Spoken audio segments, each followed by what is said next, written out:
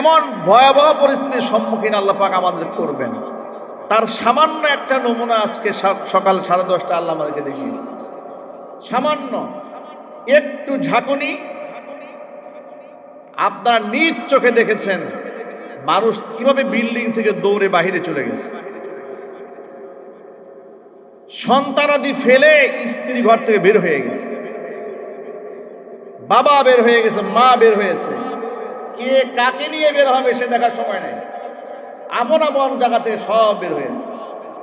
সামান্য একটা ঝাঁকুনিতেই যদি আপন এত পর হয়, মানুষ কাছের মানুষকে ভুলে যায়। কিয়ামতের ময়দান আল্লাহ পাক বলেছেন এমন অবস্থা হবে, ওয়াতারান নাসা সুকারা। নবী আপনি মানুষ দেখে দেখবেন মাতালের মতো, মনে হচ্ছে মাতাল মদ খেয়েছে। না না, এরকম মাতাল না এরা। ওমা হুম বিসুকারা, এরা মাতাল নয়, উন্মাদও নয়। ওয়ালাকিন্না আযাবাল্লাহি শাদীদ, আল্লাহর শাস্তি বড় কঠিন। ভয়াবহ দৃশ্য দেখে মানুষ এভাবে দৌড়াতে থাকবে। মানুষের জন্য পৃথিবীতে সবচেয়ে আপনজন হচ্ছে তার মা। আল্লাহর পরে সবচেয়ে বড় আপন কে? মা। সে মায়ের কি অবস্থা হবে জানেন? কোরআন মাজিদ আল্লাহ তাআলা হাসরের ময়দানের ভয়াবহতা বর্ণনা করে বলেন, ইয়াউমা তারাউনাহা তাযহালু কুল্লু মুরদিআতিন আম্মা আরদাত ওয়া তাদউ কুল্লু যাতি হামলিন হামলাহা ওয়া তারান নাসা সুকারা ওয়া মা হুম বিসুকারা ওয়ালাকিন্না আযাবাল্লাহি শাদীদ। আপনি সেদিন দেখতে পাবেন তাযহালু কুল্লু মুরদিআতিন আম্মা আরদাত, দুগ্ধ দানকারী সন্তানকে তার মা, দুগ্ধ দানকারী মা সন্তানকে ফেলে দেবে। এমনকি গর্ভের মধ্যে বাচ্চা ধারণকারী মা গর্ভপাত করে ফেলবে ভয়ে। ভয়ে বাচ্চা গর্ভপাত হয়ে যাবে। ও তাদউ কুল্লু যাতি হামলিন হামলাহা, রেহেম থেকে মানুষের ভয়ে গর্ভবতী নারীর বাচ্চা বের হয়ে যাবে। এমন সন্ত্রস্ত হবে। ও তারান নাসা সুকারা, আপনি দেখবেন মানুষদেরকে মাতালের মতন। ওমা হুম বিসুকারা, মানুষ মাতাল নয়। ওয়ালাকিন্না আযাবাল্লাহি শাদীদ, তবে আমি আল্লাহর শাস্তি বড় ভয়ঙ্কর। ভাবুন, একটু কল্পনা করেন, পাহাড়গুলো উঠছে, জমিন টাস টাস করে ফেটে যাচ্ছে, জমির ভেতর থেকে সব বের করে দেওয়া হয়েছে। তাফসীর কিতাবের মধ্যে এসেছে কি বের করে দেবে জমিন? জমিন সর্বপ্রথম তার ভেতরকার লাশগুলো বের করে দেবে, মুর্দা সমস্ত লাশ, কবরে যাদেরকে মাদফুন করা হয়েছিল, মাটি সব লাশ বের করে দেবে। এমনকি তার মধ্যে খনিজ পদার্থ যা আছে, তেল, স্বর্ণ, সব বের করে দেবে জমিন। মানুষদের কৃতকর্ম সম্পর্কে আল্লাহর সাথে জমিন কথা বলা শুরু করে দেবে। মানুষ তো লুকিয়ে গুনাহ করে, মনে করে এমন একটা জায়গায় আছে কেউ দেখবো জানবে না। জমিন সেদিন খুলে খুলে ইয়াউমাইদিন তুহাদ্দিসু আখবারহা, রবের সামনে দাঁড়িয়ে বলবে আল্লাহ আমার এই জায়গায় দাঁড়িয়ে অমুকের পুত্র অমুক এই কথা বলেছে। জমিন আল্লাহর দরবারে সাক্ষী হবে। এবার আপনারা বলেন, আমাদের কি লুকানোর কি কোনো জায়গা আছে? আমরা কোথায় লুকাবো? কার কাছে লুকাবো? জমিন যদি আমি যেখানে দাঁড়িয়ে অন্যায় করেছি, জমিন আমার বিরুদ্ধে সাক্ষী হয়ে দাঁড়াবে। আল্লাহ পাক আমাদেরকে সতর্ক হওয়ার তৌফিক দান করেন। দুনিয়ার মজমাস্তিতে, চাকচিক্যময় আকর্ষণে আমরা সব আকৃষ্ট হয়ে আমরা আল্লাহকে ভুলে গেছি। আল্লাহর প্রচন্ড ক্ষমতাকে আমরা ভুলে গেছি। আল্লাহর সীমাহীন ক্ষমতাকে আমরা ভুলে গেছি। আমরা নিজেদেরকে অত্যন্ত ক্ষমতাধর মনে করি, নিজেদেরকে আমরা অনেক অনেক বেশি ক্ষমতার মালিক মনে করি। ঠিক কিনা বলেন? আমাদের চাল চলন, আমাদের কথাবার্তা, আমাদের বডি ল্যাঙ্গুয়েজ, আমাদের উঠা বসা, আমাদের মুআমালাত, মুআশারাত, আমাদের আমল নামা দেখলে মনে হয় যে আমরা চিরঞ্জীব, কোনোদিন আমরা মরব না, এরকমই মনে হয়। আলহাকুমুত তাকাসুর, আমাদেরকে উদাসীন করে দিয়েছে, গাফেল করে রেখেছে এই কম্পিটিশন, এই মুসাবাকা, এই পৃথিবী উপার্জনের প্রতিযোগিতা আমাদেরকে গাফেল করে দিয়েছে। হাত্তা জুরতুমুল মাকাবির, এই গাফিলতা, এই উদাসীনতার চাদর আমাদের সামনে সরবে না যতক্ষণ না পর্যন্ত কবর পর্যন্ত আমরা না পৌঁছব। এই অবস্থা আমাদের তাই হয়েছে। আজকের সকালের 5 থেকে 5.5 মাত্রা ভূমিকম্পই যেন আমাদের জীবনের চরম শিক্ষা হিসেবে আমরা গ্রহণ করতে পারি। আল্লাহ যেন তৌফিক দান করেন। আপনারা একটু চিন্তা করুন তো ভাই, আজকে যদি আমাদের মৃত্যু হতো, এখানে কত মানুষ আছেন যারা নামাজ পড়েন না। আল্লাহ না করেন যদি আজকের এই ঝাঁকুনি শেষ ঝাঁকুনি হতো, কত মানুষের সাথে আমাদের মুআমালাত আজও বাকি আছে, কত মানুষের সাথে লেনাদেনা বাকি আছে, রাগ গুসা বাকি আছে, মাপ চাওয়া এখনো বাকি আছে। ঠিক কিনা বলেন? কত মানুষের লেনদেন আপনি আটকে রেখেছেন। কিয়ামতের দিন মানুষ বলবে, লাউলা আখারতানি ইলা আজালিন করিব, আল্লাহ তুমি আমাকে সামান্য একটা সময় যদি দিতে, লা আসাদদাকা ওয়া আকুম মিনাস সালিহিন, আমি সব দান করে দিতাম, আমি নেককার মানুষের মধ্যে শামিল হতাম। বন্ধুগণ, সেই সুযোগটা কি কাউকে দেওয়া হবে? নবী করিম সাল্লাল্লাহু আলাইহি ওয়াসাল্লাম তামাম মানবতার শিক্ষক, গোটা জগৎবাসীর জন্য আল্লাহ পাক যাকে রহমত স্বরূপ জমিনের মধ্যে প্রেরণ করেছেন, ইন্তিকালের কয়েকদিন আগে থেকে আল্লাহর নবী সাহাবীদেরকে ডেকে ডেকে বলতে থাকতেন, ও সাহাবীরা, তোমাদের সাথে আমার কোনো লেনদেন আছে নাকি? পাওনা থাকলে তোমরা মিটায় নাও। আল্লাহু আকবার বলেন। একটু ভাবেন তো, রাহমাতুল লিল আলামিন মানুষদেরকে ডেকে ডেকে বলছেন, আমার সাথে তোমাদের কোনো লেনাদেনা আছে? মিটায় নাও। লেনাদেনা আছে, মিটায় নাও। একজন সাহাবী বলেন, হে আল্লাহর হাবিব, আপনার সাথে আমার একটা লেনাদেনা বাকি আছে। সাহাবী দাঁড়ায় গেলেন, কি লেনাদেনা বাকি আছে?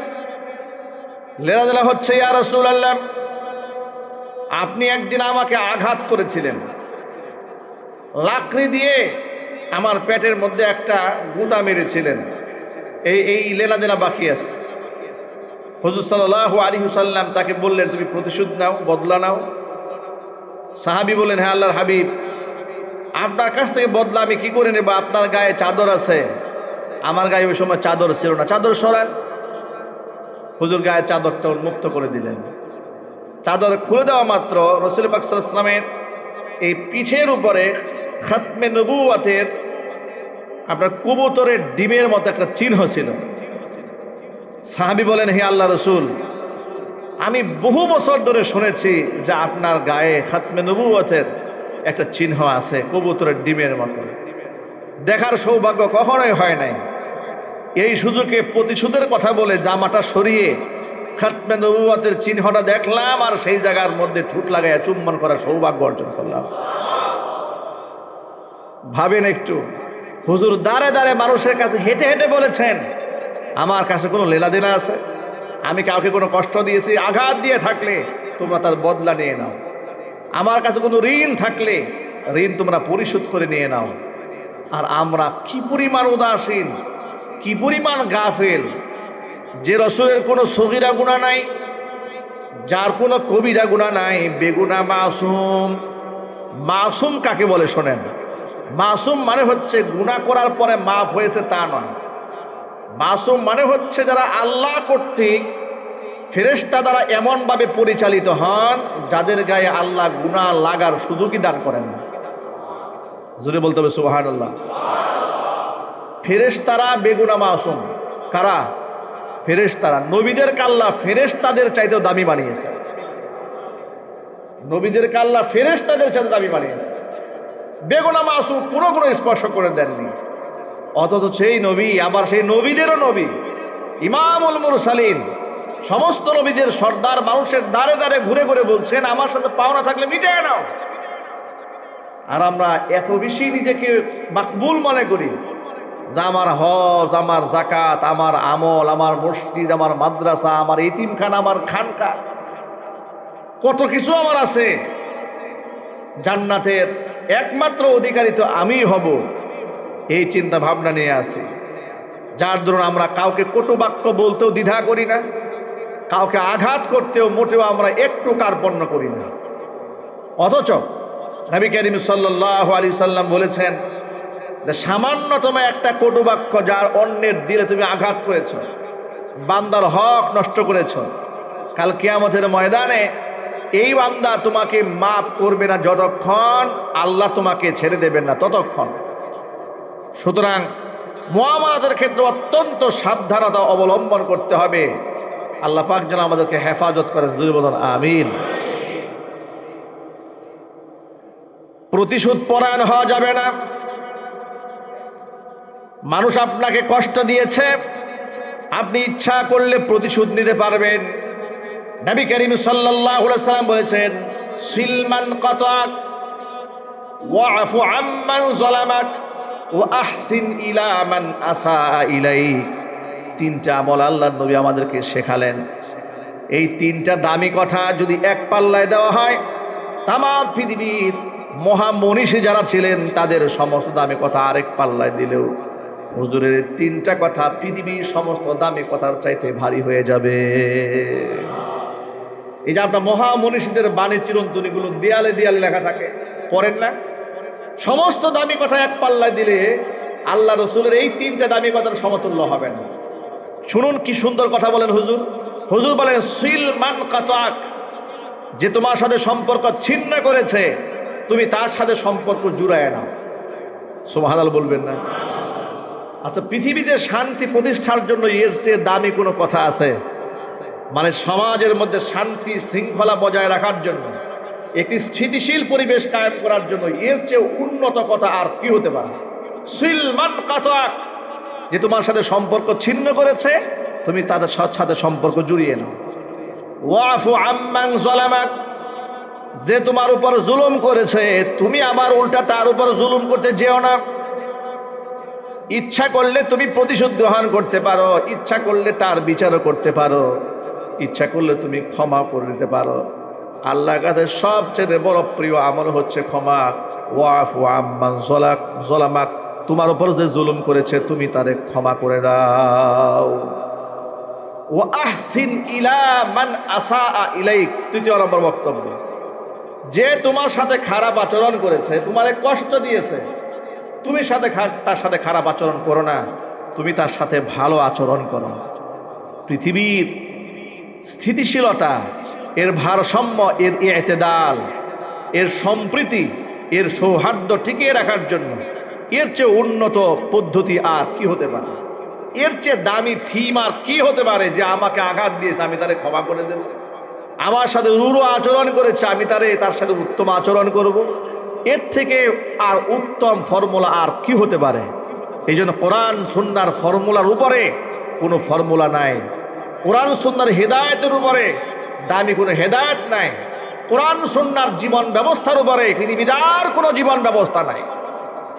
ঠিক কিনা বলেন? সবচেয়ে উন্নত ফর্মুলা আল্লাহ উপহার দিয়েছেন, আল্লাহ রসুল আমাদেরকে উপহার দিয়েছেন। জোরে খান সুবহানাল্লাহ।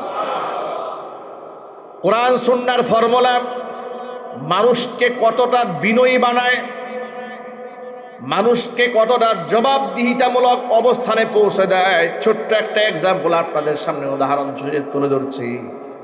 আমিরুল মুমিনিন খলিফাতুল মুসলিমিন হযরত ওমর, আল্লাহ পাকের এমনই মাকবুল বান্দা যার মুখ থেকে বের হওয়া বক্তব্যের প্রেক্ষিতে আল্লাহ তাআলা কোরআন শরীফে বহু জায়গায় আয়াত নাযিল করে দিয়েছেন। হুজুর বলেছেন, লাউ কানা মিন বাদি নাবিয়্যুন লাকানা উমর নবী, আমার পরে যদি কেউ নবী হতো অবশ্যই হযরত ওমর নবী হয়ে যেত। হুজুর বলেন সুবহানাল্লাহ। কিন্তু নবুয়তের দরজা বন্ধ, ওহীর দরজা বন্ধ। নবুয়তের একটা ইমারত আল্লাহ পাক পৃথিবীতে নির্মাণ করেছিলেন। একখানা ঈদ বাকি ছিল, আমি হচ্ছি সেই সর্বশেষ ঈদখানা। চিৎকার দিয়ে বলেন আল্লাহু আকবার। নবী হওয়ার আর কোনো রাস্তা নাই, যদি রাস্তা থাকতো ওমর নবী হয়ে যেতেন।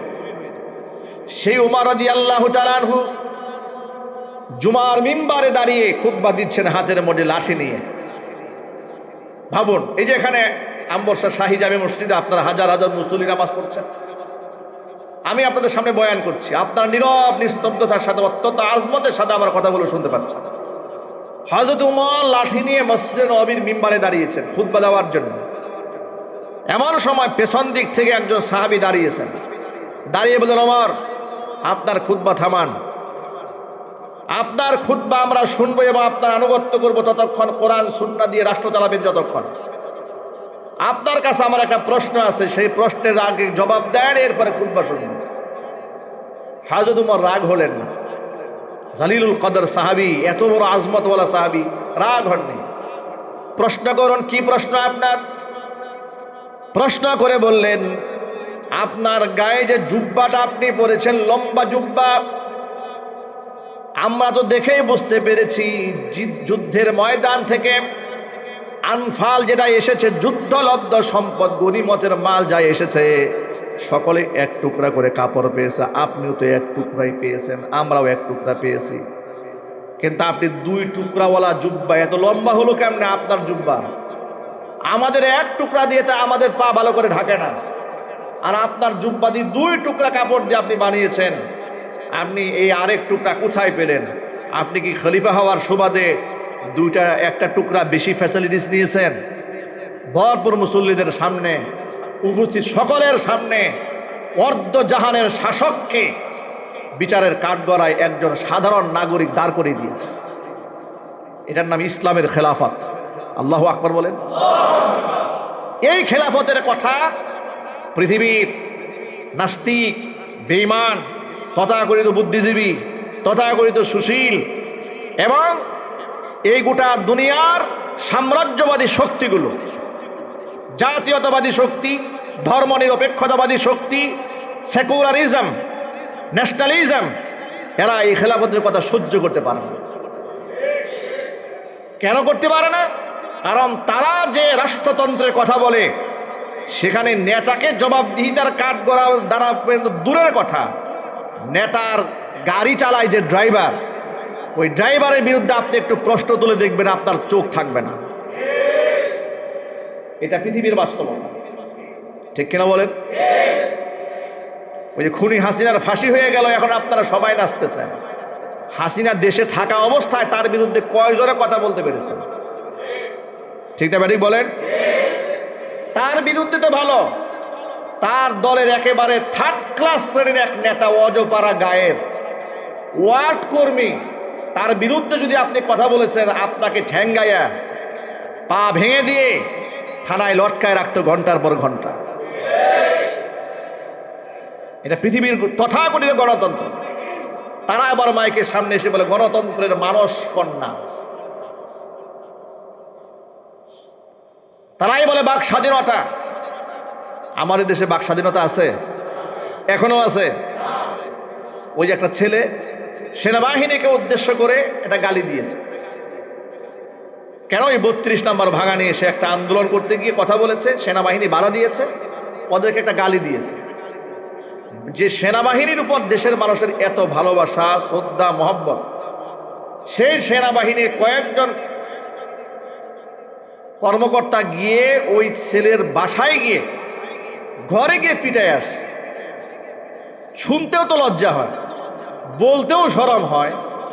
রাষ্ট্রের সর্বোচ্চ সম্মানের আসনে যাদেরকে আমরা স্থান দেই, যাদেরকে আমরা দেশপ্রেমিক বলে আখ্যায়িত করি, সার্বভৌমত্বের পাহারাদার মনে করি, তারা যদি একটা দেশের একটা ছেলের একটা গালি সহ্য করার ক্ষমতা না রেখে ইচ্ছামতো পিটায় আসে, তাহলে আপনি চিন্তা করেন আমরা কোথায় গিয়ে দাঁড়ায় আছি। আমরা আবার বাক স্বাধীনতার বয়ান করি, ঠিক না ঠিক জুড়ে বলেন? ইচ্ছামতো পিটায় আসে, কয় তাদেরকে নাকি গালি দিয়েছে, ব্যাস গালি দিয়েছে, তাকে ঘরে গিয়ে পিটায় আসে, তা কয়েকজনে মিলে পিটাইছে একটা ছেলেকে। ভাইরা আমার, খলিফাতুল মুসলিম হযরত ওমর দাঁড়িয়ে আছেন, জবাবদিহিতার কাঠগড়ায় সাহাবী দাঁড় করিয়ে দিয়ে বলছেন, বক্তব্য বন্ধ, আগে জবাব দেন। আল্লাহু আকবার বলবেন না? একটু কল্পনা করেন দৃশ্যটা। তিনি দাঁড়িয়ে আছেন, তাকে বলছেন খুতবা বন্ধ, আগে বলেন এত লম্বা জুব্বা পেয়েছেন কোথায়? হযরত উমর রাগ না হয়ে ছেলে আব্দুল্লাহকে দাঁড় করেছেন, আব্দুল্লাহ তুমি দাঁড়াও, তুমি বলো আমি লম্বা জুব্বা কোথায় পেয়েছি। ছেলে আব্দুল্লাহ ইবনে ওমর রাদিয়াল্লাহু তাআলা আনহুমা জুমার দিন উপস্থিত মুসল্লিদের সামনে সাক্ষী দিচ্ছেন। প্রিয় মুসল্লি ভাইরা শোনেন, আমার আব্বা দেখতে লম্বা মানুষ, সাধারণ এক টুকরা কাপড়ে তার জামা হয় না বিধায় যুদ্ধলব্ধ সম্পদ থেকে তিনি যে এক টুকরা পেয়েছেন সেটা তার। আমি যে অংশটা পেয়েছিলাম ভাগে, আমার অংশটা বাবাকে দিয়েছি। আমি ছেলের অংশ আর আমার বাবার অংশ দুটা মিলে আমার আব্বার জুব্বা বানাইছেন। আল্লাহু আকবার বলেন। সাহাবায়ে কেরামের জীবনটা এত পবিত্র জীবন ছিল। এত কিছু করার পরেও হযরত ওমর ইন্তেকালের আগ মুহূর্তে তাকে যখন নামাজের মধ্যে আঘাত করা হয়েছে, একেবারে জমিনের সাথে গাল মিশে আছে, কপাল মিশে আছে। জীবনের শেষ মুহূর্তে চোখের পানি ছেড়ে কান্না করছেন আব্দুল্লাহ ইবনে ওমর রাদিয়াল্লাহু তাআলা আনহু। তার ছেলে দৌড়ে আসছেন, বাবার মাথাটা জমিনের সাথে লেগে কিছু ধুলাবালি গায়ের মধ্যে লাগতেছে।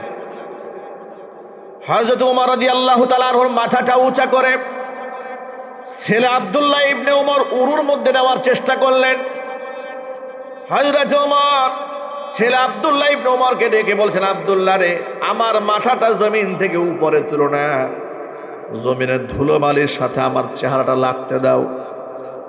আমি খলিফা, আমার ইন্তেকালের সময় আমার রবের সাথে যখন সাক্ষাৎ হয়ে যাবে, আমি এমন অবস্থায় রবের সাথে মিলিত হতে চাই যা আমি ওমর কিছুই না, আমি আমার নিজেকে মাটির সাথে ধুলার সাথে মিশিয়ে দিয়েছি।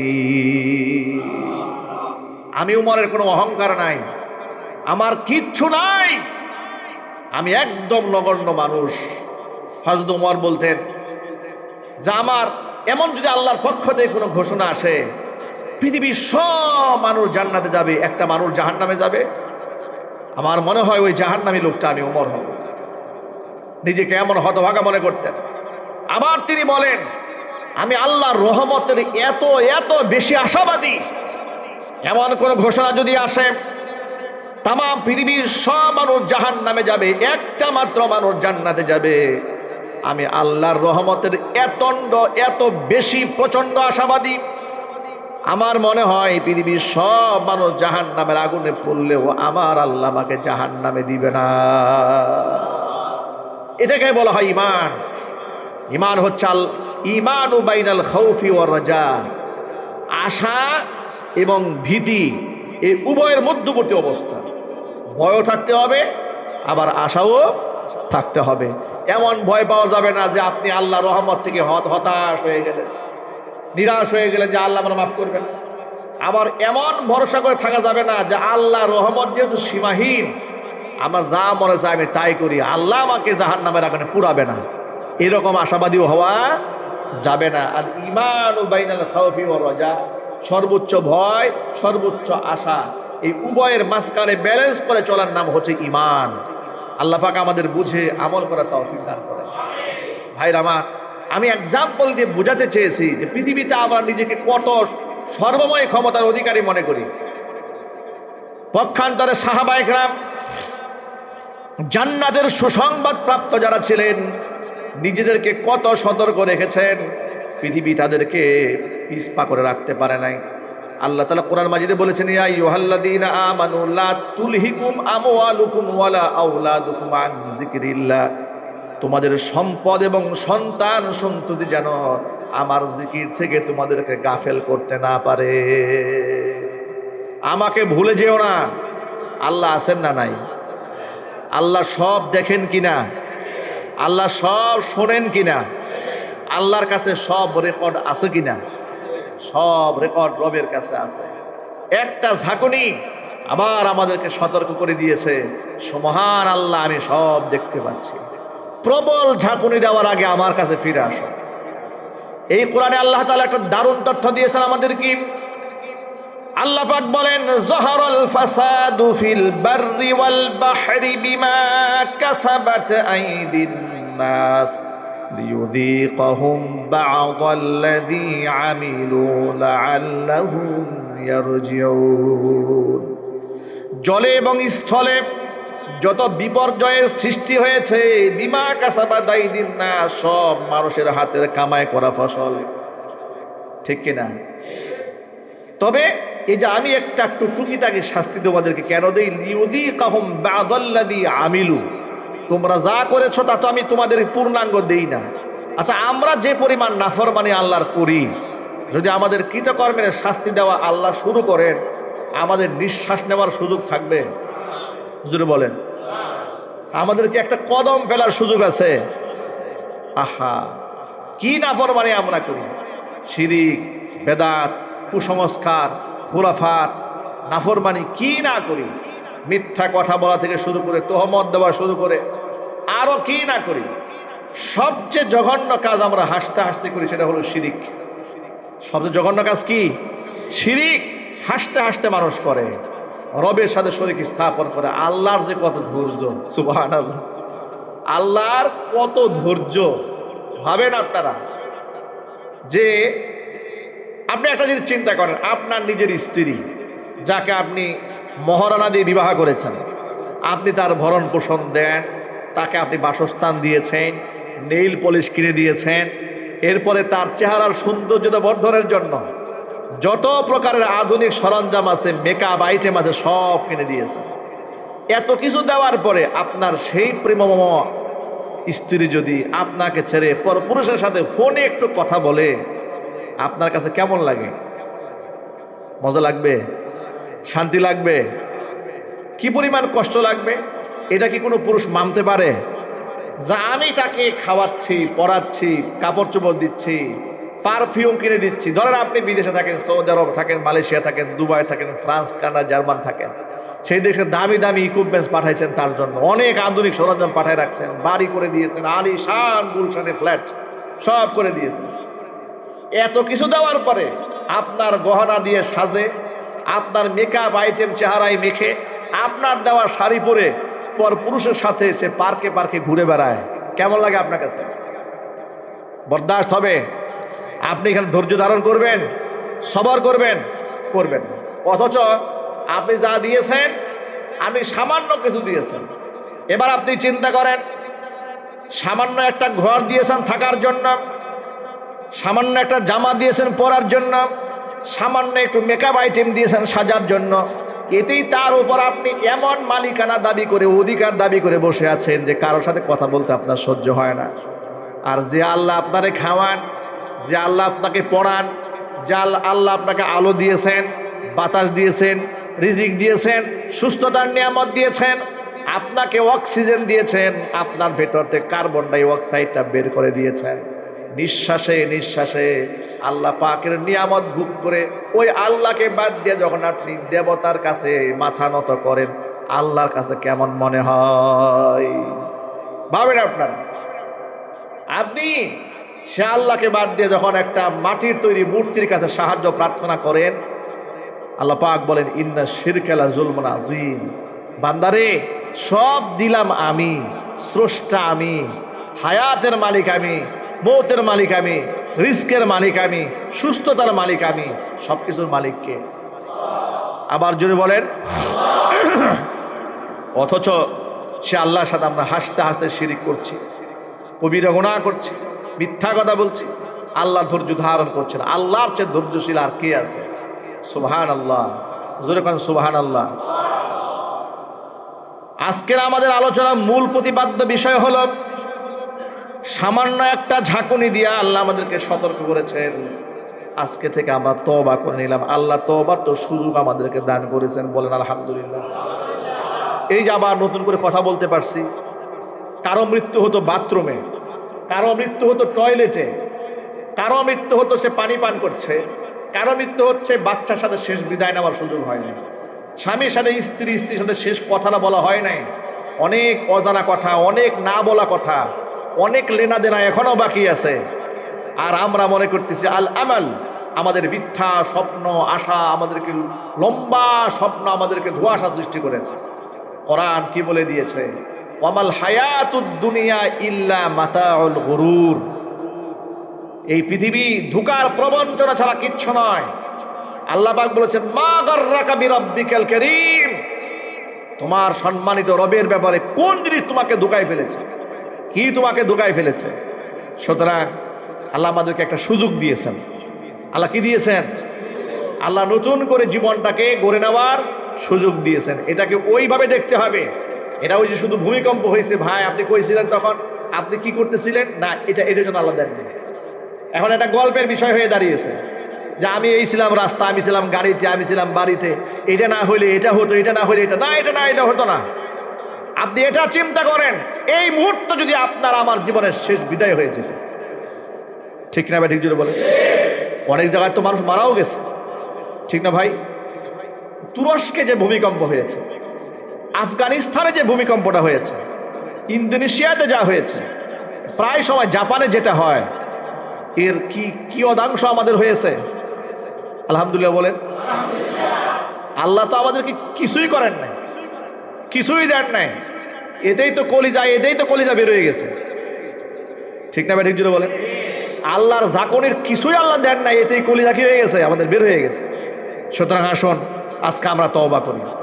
আপনারা সবাই বলেন আস্তাগফিরুল্লাহ, আস্তাগফিরুল্লাহ রব্বি মিন কুল্লি যামবি ওয়া আতুবু ইলাইহি ওয়ালা হাওলা ওয়ালা কুওয়াতা ইল্লা বিল্লাহিল আলিয়্যিল আযীম। আস্তাগফিরুল্লাহ রব্বি মিন কুল্লি যামবি ওয়া আতুবু ইলাইহি ওয়ালা হাওলা ওয়ালা কুওয়াতা ইল্লা বিল্লাহিল আলিয়্যিল আযীম।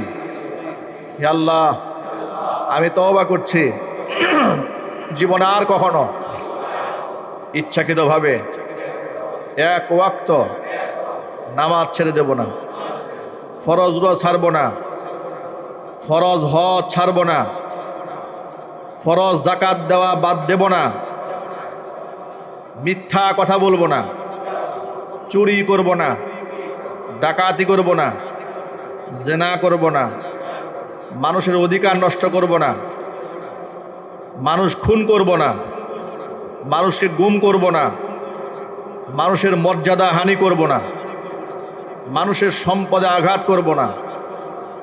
হে আল্লাহ, দুনিয়াতে তোমার হক, তোমার বান্দার হক আদায় করার তৌফিক আমাদের দান করো।